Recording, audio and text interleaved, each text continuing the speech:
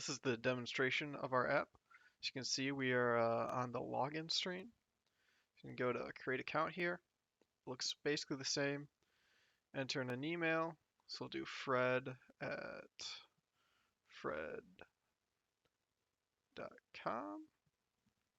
And we'll make the password fred because it needs to be at least 6 characters long. Create account. Boom, you're logged in. It's very simple here. We click to attendance, select which class you want as to scan in, 195 or 295. Select 295, and then pull up a QR code here.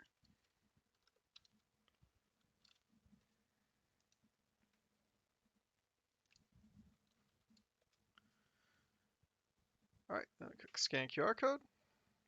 Scan over this QR code. Scans it. It sends the QR code that's displayed right there to a Google Sheets file. And that is basically everything that is to the app. All right, this is some of the code that we've got. It's all written in Dart and put together with Flutter. This is the home page, which you, if you've already signed into the app and haven't logged out, this is what will show up like right as like you log in. It'll be on this page. Down here, we've got a lot of stuff commented out, but the widget here, like this bit, this is where everything you see is built. All the code above it is basically just like to power the buttons and stuff. And a lot of these buttons that we've commented out were for extra features that would let you select, different classes. The idea was that you could build out the app so that multiple professors could have their classes run on it, and students could say like, "Oh, I'm in this class, so let me take attendance for it." Um, and it like while getting like that selection stuff to work on the app end was pretty simple, we ran into problems and complications on trying to like manage the database and get uh get an app on like either a web app or a desktop app to interface well with Firebase to manage all that. This single raised button here is really what currently is like powered on the home page, other than the logout button up here. When you click this button, it takes you to the QR page. We have a class user data, which really doesn't store much anymore because a lot of the stuff it was designed to hold again got called from the main app. This takes us to the QR page. Go back to the top here. QR page is where most of the things happen that matter in the app.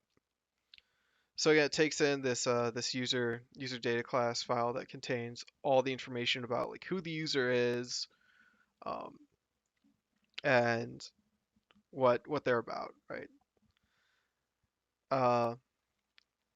Come through, initialize some stuff, right? This is the right here. This is where we actually, when we're scanning the QR code, what happens when you click the button on the page to pull it up. First thing it does is it enters this try catch block, and it builds a string that contains the time, so we know when you're scanning the QR code. The QR code result, this calls barcode scanner, which is a library that powers, it can read not only QR codes, but like various types of barcodes, and it's pretty cool. And once it if it's gonna fail, it's probably gonna fail here. Um, and it'll catch for different things. So like if it's like, hey, you didn't let me use your camera, it'll tell you that. If it's some error that it doesn't know, it'll tell you that too. It'll let you know like, hey, like you backed out, all sorts of different stuff. But it normally succeeds. So if it does succeed, first thing it does is this is a Firestore variable, and it'll send this stuff to the Firebase, which was originally how we were going to store and pull the information to a like a Google Sheets file or an Excel document. We ended up deciding just to send directly to a Google Sheets file instead of going through Firebase as like the middleman. And so here's where the feedback form, this is what we actually are like sending. Right? So we build this, we give it the time, we give it like user data, which is in this case it's literally just the email of the user, the QR that was scanned, and the drop down they selected, which is either going to be 195 or 295. We then send the feedback form to the form controller, and the form controller is what actually sends it to the Google Sheets page, which we go right here. It's very, very simple.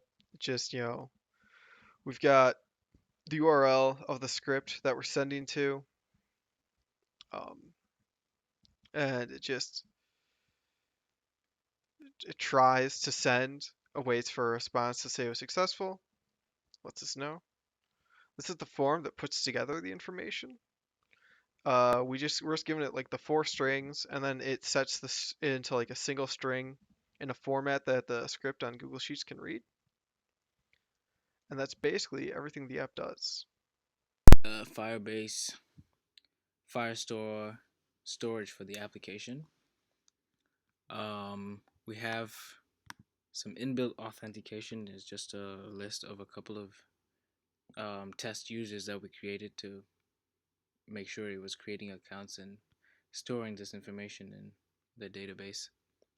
In the database itself, it's only going to store simple user data, just the email of the user, for example, like a random user profile. It's just going to store the email, password, and basic information. Most of the records that are taken will be in the Google Sheets. So this is the Google Sheets file that the local app, will be communicating with. As you can see, we have the time field, we have the email field, the feedback, and the section field. All those will be sent directly from the app and entered. The code will create a new row for each entry that a user puts, or each time they scan a QR code. So just to take a look at the app script code, as you can see, it's very simple. You just put in the sheet ID up here. Then it takes 4 parameters: the time, the email, the feedback, and the section. The time would be the exact time that the student scans the QR code. Email would be their Calvin email. Feedback would be the exact QR code that was for that particular session. And then the section would be either 195 or 295 to make it easier for the professor to filter between the 2 sections and create 2 different CSVs for grading to assign credit to the students.